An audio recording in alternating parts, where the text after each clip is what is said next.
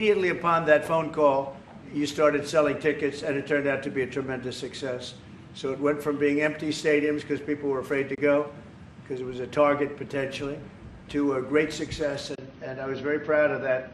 You had one of the most successful Olympics, and now we have the Olympics coming to the U.S., so we're very happy about that. But that was a great honor to get involved and make the Olympics so successful. 네, 대단히 감사합니다. 다시 한번 모시게 돼서 영광이라고 말씀드리겠습니다. 제가 김정은 위원장과 굉장히 좋은 관계를 가지고 있습니다. 그리고 현재도 매우 좋은 관계가 있습니다. 내가 처음에 취임하고 난 다음에 두 번의 정상회담을 김정은 위원장과 함께 했고 상당히 친해졌고 또 더 중요한 것은 둘 다 존경심을 서로에게 가지고 있다는 것입니다. 만일 힐러리 클린턴이 대통령으로 당선했다면 절대 그러한 상황까지 이르지 않았을 것입니다. 제가 보기에는 이재명 대통령께서 한국의 어느 지도자보다도 북한에 좀 더 문제를 해결하고자 하는 의지가 있는 그러한 대통령이라고 생각합니다. 그래서 어쩌면 우리가 함께 노력한다면 어느 정도 진전이 있을 수도 있겠습니다. 사실 그 한국에서 올림픽이 열렸을 때 북한 때문에 많은 사람들이 올림픽 표를 사지 않는 그런 현상이 생겨났었습니다. 그런데 김정은 위원장이 그때 사실은 김정은 위원장과 초기에는 제가 별로 사이가 좋았던 것은 아닙니다. 서로 락켓맨이라고 부르면서 주고받는 그러한 해프닝도 있었습니다. 그런데 어느 날 통화를 시작하게 되었고 통화를 하면서 그가 얘기를 했습니다. 한국에서 올림픽이 곧 열리는데 우리 북한도 참가하겠다. 그렇게 얘기를 했습니다. 그리고 그 통화 직후에 올림픽표가 많이 팔리기 시작했습니다. 그리고 한국의 올림픽은 올림픽 역사상 가장 성공적인 올림픽으로 지금 기록되고 있습니다. 또 우리 미국도 곧 올림픽을 주최할 예정입니다. 그래서 우리도 미국에서 성공적인 그런 올림픽을 주최할 계획을 가지고 있습니다. 김정은 위원장 말씀을 하셔서 그런데 사실 대통령님 덕분에 이 북한하고 이 한반도 관계가 매우 안정적이었습니다. 그런데 사실 그 이후 대통령께서 미국 정치에서 잠깐 물러서 있는 그 사이에 사실은 북한의 미사일도 많이 개발됐고 핵폭탄도 많이 늘어났고 진척된 것도 없이 한반도 상황은 정말로 많이 나빠졌죠. Mr. President, you mentioned about Chairman Kim, and thanks to your efforts when you were in office during your first term, the situation on the Korean Peninsula was stable. But during the hiatus where you were out of office, North Korea developed further its nuclear and missile capabilities, and that led to a deterioration on the situation of the Korean Peninsula. And they wouldn't have done that. They would not have done that if I were president. That 내가 was not going to 만약에 happen. 대통령이 당선되었다면 그런 일이 일어나지 않았을 것입니다. 전적으로 공감합니다. I completely agree with you. 그래서 지금 얼마 전에 김여정이 미국과 저를 비난하는 발언을 할 때도 대통령과 김정은 위원장의 특별한 관계에 대해서는 의심하지 않는다 이런 표현을 했습니다. 기다리고 있다는 뜻으로 보여졌습니다. So when Kim Yo-jong, the deputy director of the Workers' Party of Korea, issued a statement denouncing South Korea, she mentioned about the not bad relationship between you and Chairman Kim Jong-un, and I believe that this is a sign that North Korea is waiting. 한반도의 평화의 새 길을 꼭 열어주시기 바랍니다. So I hope that you will usher in a new era of peace on the Korean Peninsula. I will do that, and we'll have talks. He'd like to meet with me. He didn't want to meet with Biden because he had no respect for Biden, but we look forward to meeting with him, and we'll make relations better. You'll help that. You had a lot of leaders. I've gone through a lot of leaders in South Korea. You know, it's been quick. You'll be there for a long time. But we, in the various leaders that I've dealt with, they were not approaching it properly, in my opinion, having to do with North Korea. But I think your approach is a much better one. 네, 그렇게 하도록 하겠습니다. 김 위원장이 바이든 전 대통령을 만나고 싶죠 하지는 않았지만 말은 만나고 싶어 할 것 같습니다. 그래서 그런 시도를 하겠고요. 내가 한국의 지도자들을 여러 분을 만나봤는데 제 개인적인 생각으로는 대북 정책이 그렇게 적절하지 않지 않았나 하는 생각이 듭니다. 그래서 이 대통령께서 그 적절한 대북 정책을 통해서 좀 더 진전이 있었으면 하는 생각입니다. 저의 관여로 남북 관계가 잘 개선되기 쉽지 않은 상태인데 실제로 이 문제를 풀 수 있는 유일한 인물이 트럼프 대통령이십니다. So resolving this issue through my engagement is not an easy thing. And the only person that can make progress on this issue is you, Mr. President. 대통령께서 피스메이커를 하시면 저는 페이스메이커로 열심히 지원하겠습니다. So if you become the peacemaker, then I will assist you by being a pacemaker. That's good. We can do big progress, I think, with North Korea. Absolutely. 네, 북한에 대해서 큰 진전을 함께 이루어 나갈 수 있다고 믿습니다. Okay, thank you very much. Thank you very much. Okay. Good job. Okay, questions, please? Mr. President, when you met with Russian President Vladimir Putin, how soon did he say that he wanted to sit down with Ukrainian President Zelensky? Russia, as of now, says there's no meeting on the books and no agenda is set. Well, that's going to be up to them. It takes two to tango. I always say it. And they should meet, I think, before I have a meeting and probably close the deal. But I think it's appropriate they meet. They do not exactly get along well, as you can understand. And I'm sure it's a meeting that perhaps he didn't like. But he wasn't happy about coming to the United States either. That was a big concession, and I appreciate the fact that he did. You know, I've always had a very good relationship despite a fake Russia haunt that we had. But we've always had a great relationship, very good relationship, strong relationship with Russia. That's a good thing, not a bad thing, by the way. That's a very good thing. And it's good to get along with Kim Jong-un, and it's good to get along with everybody, including President Lee.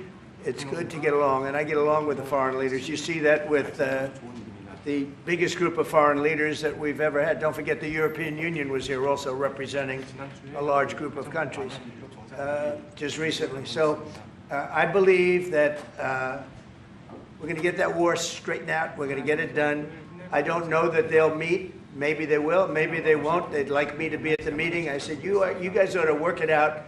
It's between you. It's not us. Now, in the meantime, we're not spending any money on, as you know, on Ukraine. We're selling military equipment to NATO. NATO now is taking in, excuse me, NATO now is taking in a large amount of money from the countries. They're taking in 5% of GDP versus 2%. They're paying the 5%. They never paid the 2%, most of them, or a lot of them. NATO has a lot of money. We are selling military equipment to NATO at full price. And NATO's distributing that equipment to wherever they are, I mean, perhaps to Ukraine. So NATO's working with Ukraine. Biden was giving hundreds of billions of dollars, just willy-nilly, just giving money. He had no idea where it was going. It was terrible what was happening. So we're not involved anymore in terms of the cost. We're in for $350 billion. As you know, I also got the rare earth deal done with Ukraine, which was worth much more than the $350 billion.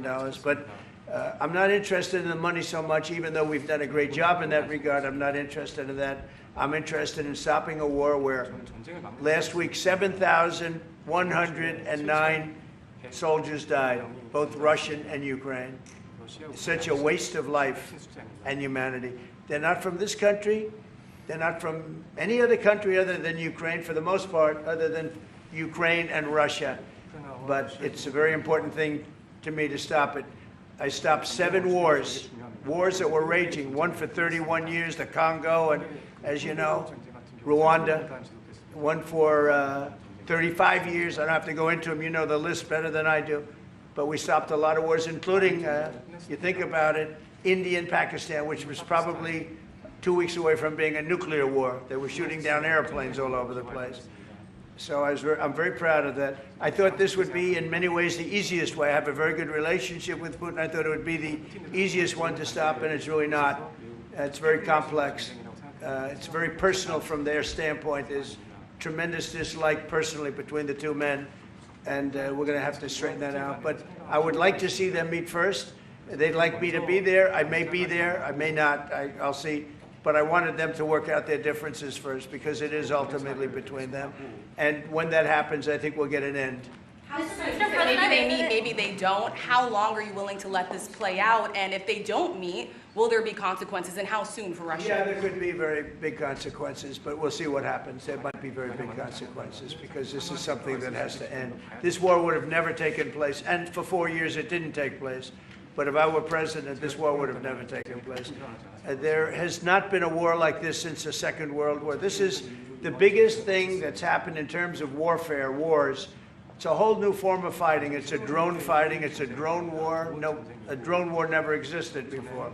And we're actually studying it from the standpoint of Pete Hegseth and everybody. We're studying it and studying it very carefully. This is a whole new form of war, but it's a violent war, and there has been nothing like this since the Second World War.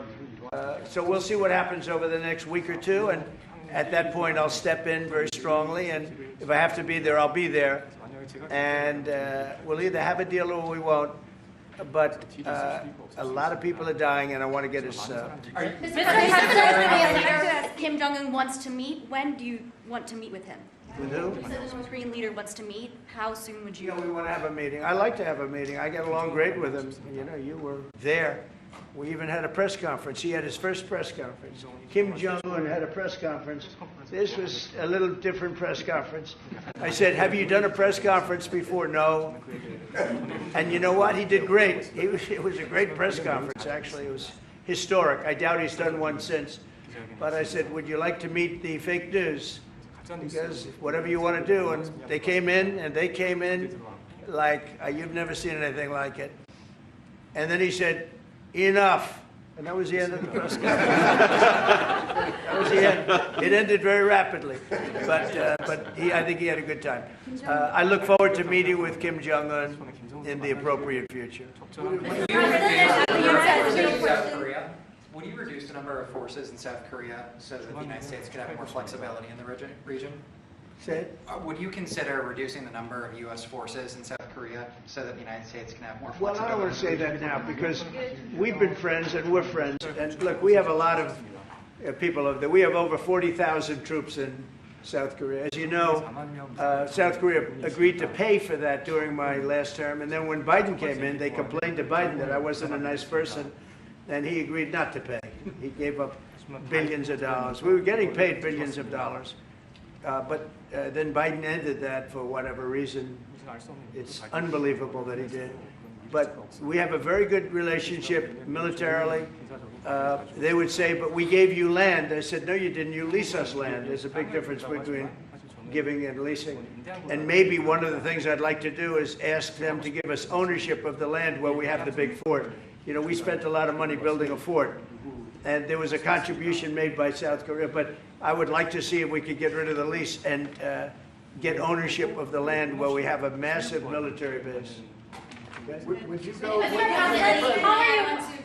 Thank you, Mr. President. How are you planning to make? I also want to ask this question to Mr. President. Who are you with? I'm Song Mi-jin. I'm from South Korea's Arirang TV. Good. Thank you so much. Good.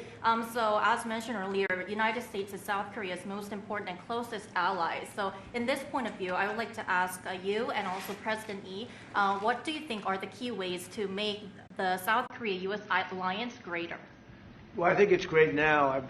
I feel very warmly toward South Korea. I will tell you that I have a lot of people in business that I deal with that are from South Korea. They love Trump because they feel I've saved. I think you would have had a nuclear war if I weren't. I think you would have had a nuclear war, North Korea and South Korea. I think it would have been a disaster.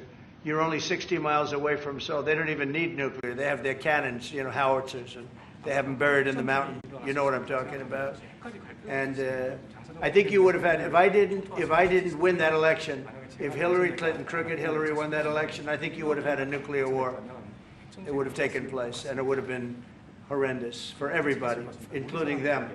It would have been very bad for them because we would have had to enter the picture, and we are the most powerful nuclear country in the world by far. Russia's second, China's third. China's going to catch eventually, 5 or 6 years. They're working to catch.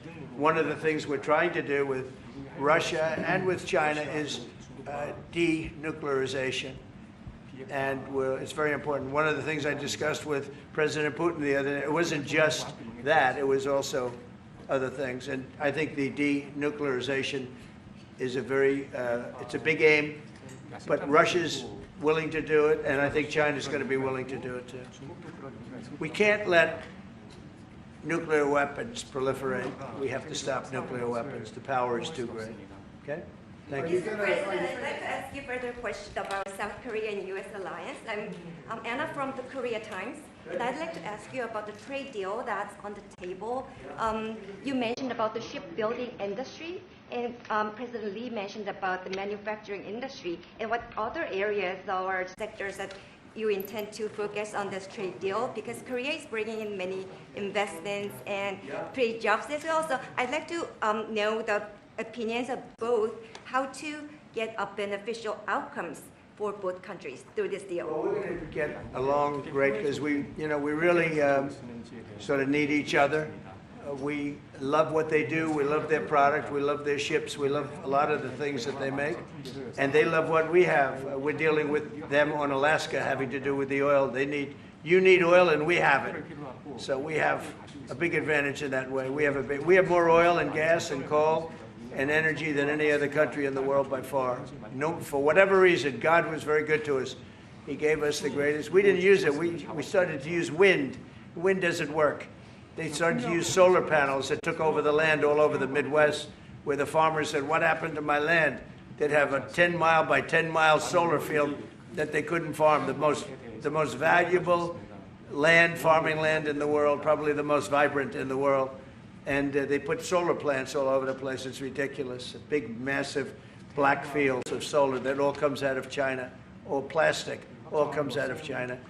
But we have the greatest amount of energy in the world, and we're dealing with South Korea, as you know, in Alaska, and we're going to be making a deal, a joint venture with South Korea. Japan is involved also, very strongly involved. So we have Japan and South Korea, and we're actually the closest. You know, it seems like quite far away, Alaska, but actually it's right up the little ocean, right up the little Pacific Ocean. It's actually pretty close, relatively speaking. But we have more oil and gas and coal than any other nation in the world by far, and we're going to use it. And that's the thing that South Korea, I think, most wants from us, I would think. Mr. President, would you go back to the DMZ to meet with the North Korean leader? Say it. Would you go back to the DMZ to meet with the North Korean leader? I loved it. Remember when I walked across the line and everyone went crazy?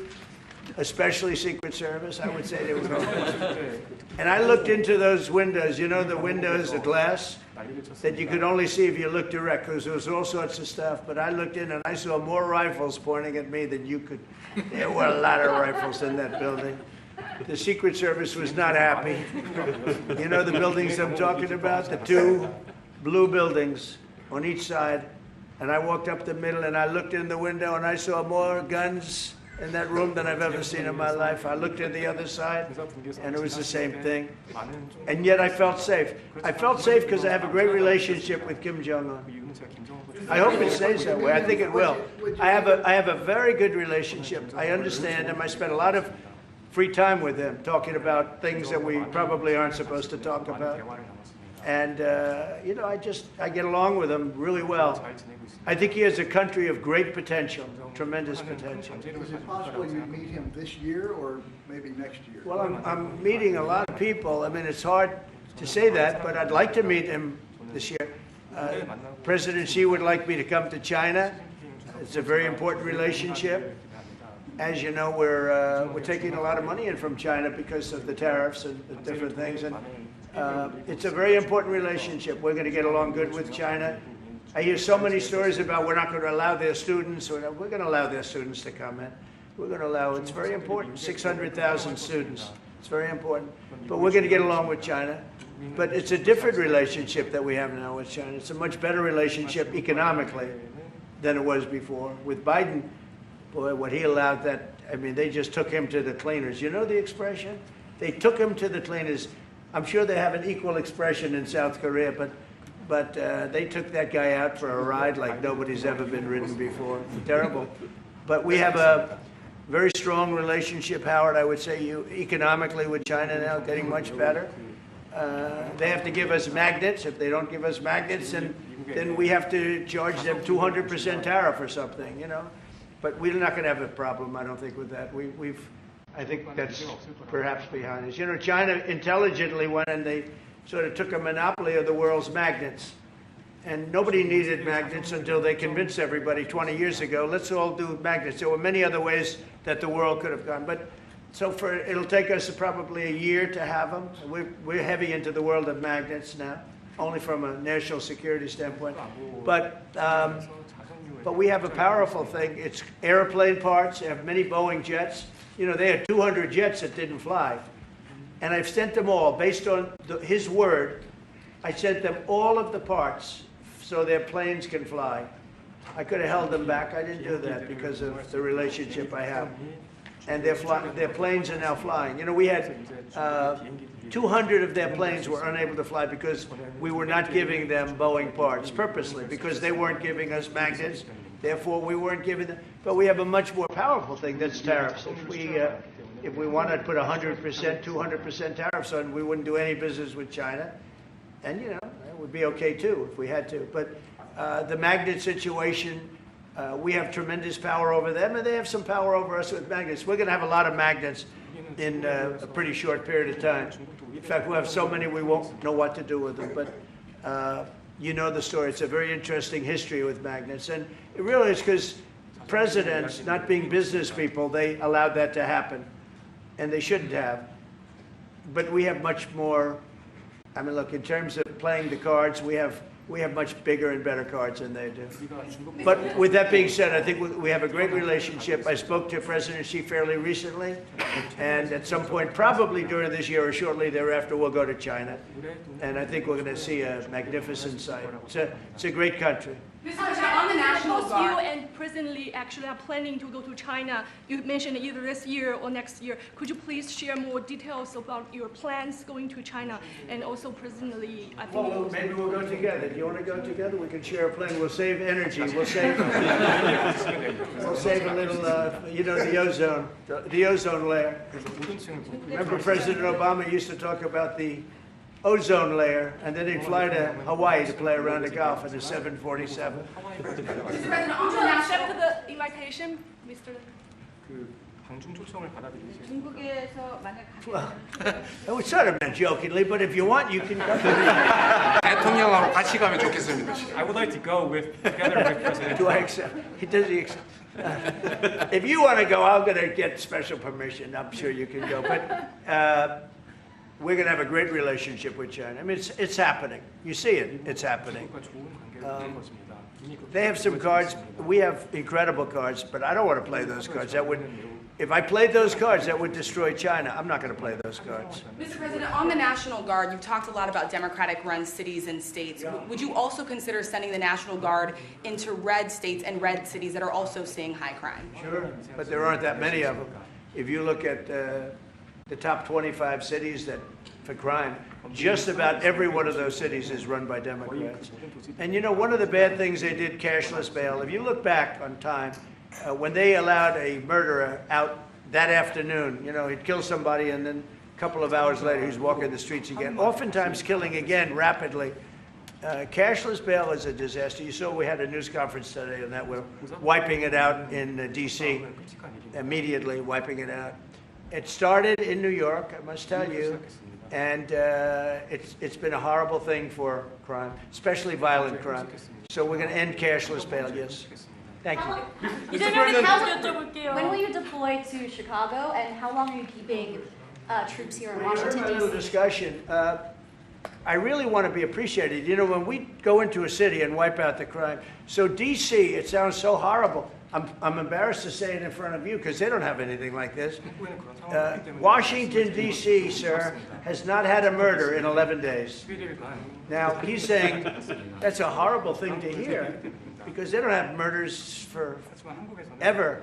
But Washington, D.C., if you go back and check, it's been many years since we went a week without having a murder.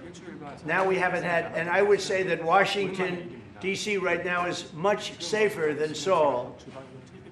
You know why? Because we have a friendly neighbor. We have more friendly neighbors. You have a different kind of problem. We all have different problems. But Washington, D.C. is a very safe city right now. People are going out to dinner. Restaurants are opening. Restaurants that were going to close are now going to stay open. Friends of mine are going out to dinner all the time. They didn't go out to dinner for 4 years. It went rampant during the Biden years. just rampant. That's why Susie is very close to the mayor and has a lot of respect for her, but I view it maybe a little differently because the mayor would say that it's gotten better for 30 years, it's gotten better. No, it's gotten worse. And the worst day of all was when we just got to office for the second time, and it's in very bad shape. So the mayor shouldn't be saying that violent crime has been getting better. It's been getting much worse. And the day I took office, it was the worst. And we did some minor things, made it a little bit better, but then we said, look, we got to stop it because too many people are getting killed. And we have not had a murder in 11 days. It sounds crazy. I hate to say this in front of this gentleman who I respect, because they don't have murders for years. But we have not had a murder in 11 days. And that's going to go on for a long time. And there will be, I guess, it'll happen a little bit. But we have a very safe city. This is one of the safer cities right now in the country. And in a short period of time, it'll be like the border. Nobody came in through our border. For the last 90 days, 3 months, we had 0 illegal aliens from the Congo, from South America, from all over the world, from prisons coming in, pouring into our country. Nobody, not one person, and this is done by a liberal group, a liberal think tank. They do the work. Not one person has come into our country. Think of that. It's been amazing. And I didn't have to go back to Congress and ask. Biden could have done this by himself. I did. I said, close the borders. We had the great Tom Homan. We had Christie, as you know, Christie Noem, who did a fantastic job. She's doing a fantastic job. Pete Hegseth has been incredible with the, as I call it, the Department of War. You know, we call it the Department of Defense, but between us, I think we're going to change the name. You want to know the truth? I think we're going to have some information on that maybe soon. But I think because, you know, Department of Defense, we won the World War I, World War II.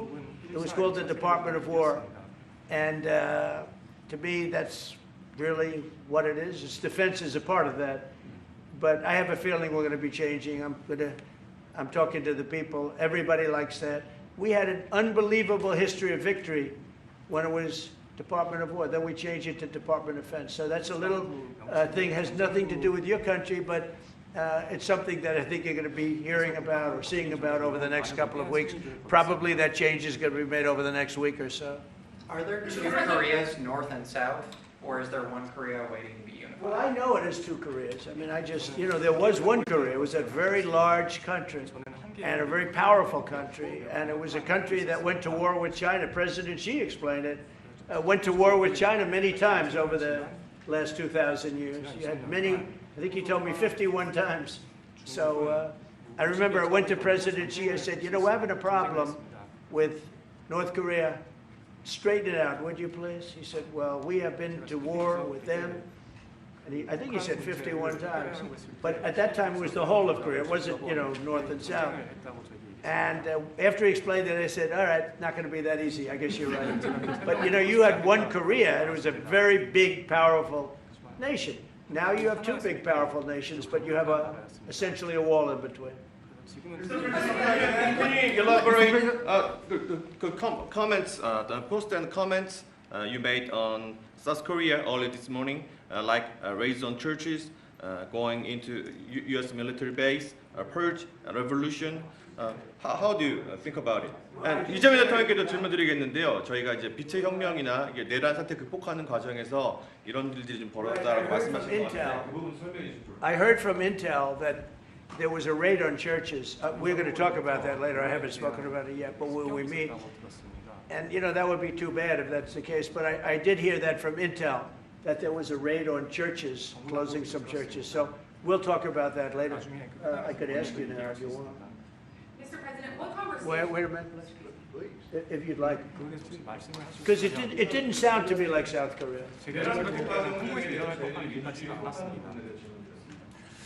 뭐 간단하게 말씀을 드리면 지금 대한민국은 아시는 것처럼 친위 쿠데타로 인한 혼란이 이제 극복된 지 얼마 안 된 상태고 그 내란 상황에 대한 국회가 임명하는 국회가 주도하는 특검에 의해서 사실 조사가 진행 중입니다.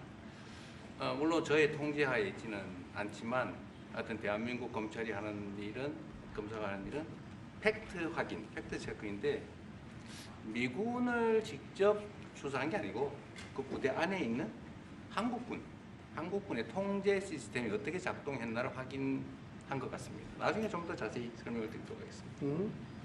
So it hasn't been long since Korea has overcame the political turmoil following the self coup by the former president. Currently, there is a fact-finding investigation by a special prosecutor that was appointed by the National Assembly. And this special prosecutor... Is his name Deranged Jack Smith, by any chance? They took him from our country. They put Deranged Jack. He's a deranged, sick individual. But go ahead. Go ahead. I'm only kidding. Maybe I'm not. And that special prosecutor is not under my control. And so the special prosecutor is conducting a fact-finding investigation. And I would like to explain about what you said about U.S. bases. They did not conduct a search and seizure of American bases, but they looked into the chain of command and the control system of the Korean military. Right. And I would be happy to That's okay. explain about this more in detail I'm sure it's, during our lunch meeting. I am sure it's a misunderstanding, but you know, there is a rumor going around about churches, raiding churches. So we'll talk. I'm sure that's going to be worked out fine. Yeah, please go ahead. Mr. President, what conversations have you had with Israeli Prime Minister Benjamin Netanyahu about what is going on in Gaza? There was a UN-backed report that said there was a famine in Gaza. Based on what you know and what you've been briefed on, do you agree with that? So I mean, I deal with Bibi Netanyahu quite a bit, and we had great success, obviously, in Iran. We knocked out their nuclear threat. That would have been a horror show having them have a nuclear weapon. They would have used it too. We did very well there. Right now, they're talking about Gaza City. There's always talking about something. At some point, it's going to get settled, and I'm saying you better get it settled soon. You have to get it settled soon. And that means, you know, nobody can forget October 7th. People forget October 7th. That was one of the most brutal. I've seen some terrible things, some brutal things. That was about as bad as it gets. And nobody can forget that. With that being said, it's got to get over with. It's got to get over with because between the hunger and all of the other problems, worse than hunger, death, pure death, people being killed. And, you know, I'm the one that brought back the hostages, and I did it with that gentleman right there, Steve Witkoff, and with Marco. All of us, the whole team, we worked together. Even the trade people worked on it with us. And we brought back a lot of the hostages. Now we're left with, would you say 20, Steve, or would you say it's less than 20? I hope it's 20. He hopes it's 20 because some could be dead. That's what he means, I assume. So we have 20, but there's rumors that some could be dead. It's a terrible situation over there. Terrible, terrible situation. But it's coming to a head. It's coming to an end. We are sending, you know, we sent $60 million of food over there just recently. And I don't even know if people know it. We distributed ourselves. We're giving a lot of food, spending a lot of money on food, getting it over there. We have a lot of food. We have a lot of oil, and we have the greatest farmers in the world. So we have a lot of food, but we're sending a lot of it over to Gaza, and we're feeding a lot of people. But with all of that being said, it's a lot of people to feed. And I think that we will have, I think within the next 2 to 3 weeks, you're going to have pretty good conclusive ending. And it's a hard thing to say because they've been fighting for thousands of years, if you want to know. That's been a hotbed forever. But I think we're doing a very good job. But it does have to end. But people can't forget October 7th either. Do you plan to attend APEC summit to be held in Korea? Summit in South Korea? Yes, South Yeah, I'd Korea love in to. November. I'd love to. Last time I spoke in front of your parliament, and I love doing that. Beautiful respect they had for our country, and a beautiful room. I remember how beautiful it was, and I enjoyed doing it. No, I could see going. I think I'm going for a trade meeting to South Korea pretty soon. You're hosting a trade meeting. So I can sneak away from that trade meeting and we'll go and do something for the president if he'd like me to do that, okay? But so we'll be going there fairly soon. You know about that? If you attend, then it's a good chance to meet up Kim Jong-un again, or maybe Xi Jinping. Then how do you think of it? You mean set them up together? Yes. That'd be interesting. We'll arrange a meeting between you and Kim Jong-un. Would you like that? That's a very tough question right now. I don't know where that question is leading. Anyway, look, I get along great with Kim Jong-un, and if whatever I can do having to do with South Korea and getting people together, you should get together, right? Yes, ma'am. Yes. Yeah. I want to ask. Turned out to be the worst one in the room. I want to ask about Masca project. Masca project. Make Mary. great again. Yeah. Yeah. Oh yeah, sure. We're going to do that. Yeah. I think we're going to do that very strongly. We're going to have a big, within a period of, it takes a while. That's a hard one to start. Some companies you can start easily. Shipbuilding's a tough one to start, but we'll be doing that. Now, with that being said, we make the best submarines anywhere in the world. We make submarines. We're 25 years ahead of anybody else in submarines. So we do that. We do that. But we really gave up the shipbuilding industry foolishly many years ago, but we're gonna start it up again. We're gonna be making our own ships again soon. Okay, how about one or two more? Have you been briefed on the search of John Bolton's home and office from Friday? Have you been briefed I on have that? not been briefed. No, I read it just like you did. I was never a fan of his. I thought he was stupid. I thought he was, a guy that only wanted to go into war. He liked killing people. I thought he was essentially a bad guy, but I'm not involved in that. No, you'd have to ask Pam Bondi about that. Are more raids coming, sir? Are more raids like that coming, sir? Are more raids like the one on John Bolton's house coming? More raids? I don't know. You'd have to ask the Department of Justice. They raided my house, I can tell you that. They did a big raid on my house. They took away everything that wasn't pinned down, and they took away some of that too. No, they raided Mar-a-Lago. They started that. These were bad people that we had in our government before. They raided Mar-a-Lago. They went into my wife's area. They went into my son's area, my young son. And what they did was a disgrace. But how did it work out? I see. We're in the overall. Oh, I guess it didn't work out too well for them, did it? They are bad people. They're sick. They're sick people.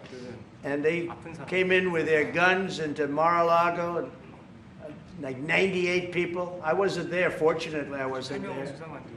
But they are very evil, very sick people, that group. And if they would have won the election, this country wouldn't exist as we know it. This country would have been a failed country.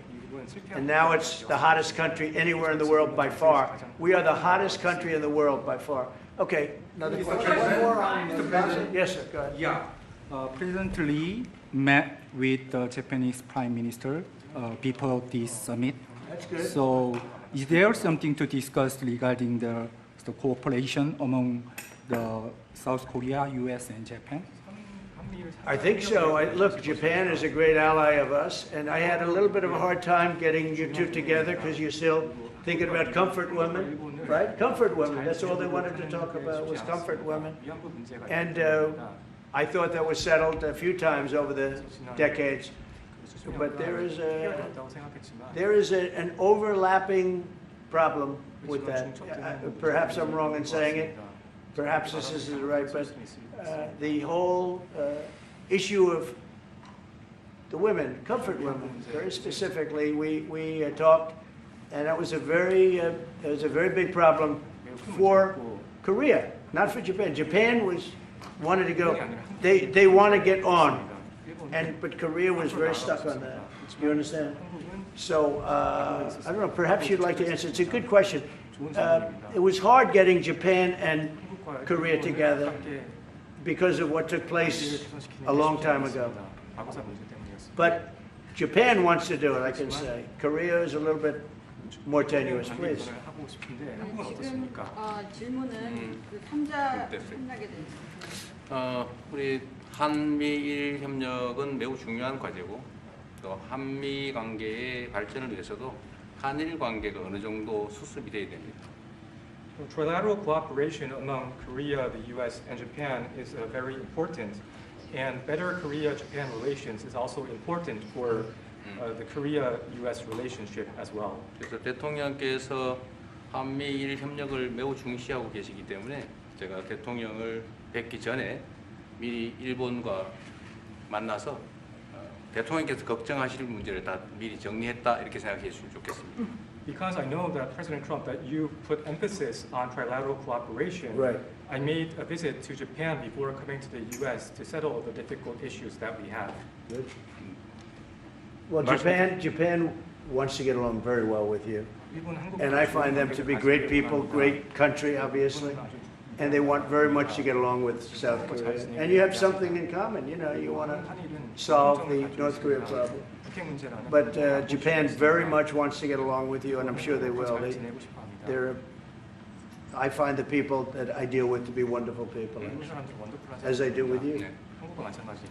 이번에 일본에 가서 이시바 총리를 만났을 때 그 전에 우리가 가지고 있던 여러 장애 요소들이 많이 제거됐다는 생각이 듭니다. So when I visited Japan and met with Prime Minister Ishiba, I realized that many of the obstacles that existed between our two countries have now been removed. True. During my term. We removed them during my term. There was an overlay a little bit, but we removed many of those obstacles during my term. And, you know, if you look at Prime Minister Abe, who was a great man, he was a great friend of mine, and he was assassinated. But he felt very warmly toward your country, I can tell you that. And the current Prime Minister, who I've gotten to know very well, feels the same way. So I think you're going to have a great relationship with Japan. Steve, go ahead. Just to close the loop on Gaza, is there a diplomatic push underway to try to get all this to end? Oh, there's a diplomatic push. No, is there? There has been, yeah, sure. Right now, Steve, I would say very serious diplomatic push. Marco or Steve? Marco, do you want to answer that first? Yeah, it's never stopped. We've always looked to find a solution there. Ultimately, as the president said, we want it to end. It has to end with no Hamas. Thank you, sir. Steve, where are we? I would say that we wouldn't be anywhere but for the president's truth last week, which was a statement to Hamas that they better get their act together and get to the peace table. But for that, it would have been all stalled. So, as usual, he is the man who moves it. Thank you, sir. Thank you. Thank you very much, everybody. Thank you, President. Let's go, head out, start moving. Thank you, thanks, guys. Let's go. Thank you, straight out the door. Thanks, guys. Let's go. Thanks, guys. Jails, let's go. TV, let's go. Come on. 아주 관심 많아요. Let's go. Head out. Thanks, guys. Please keep moving. Thanks, guys. This way. Thank you. Keep going. We're out. Thank you, guys. Out the door. Thank you. Richardson, if you want to hold in there until we get a wrangler.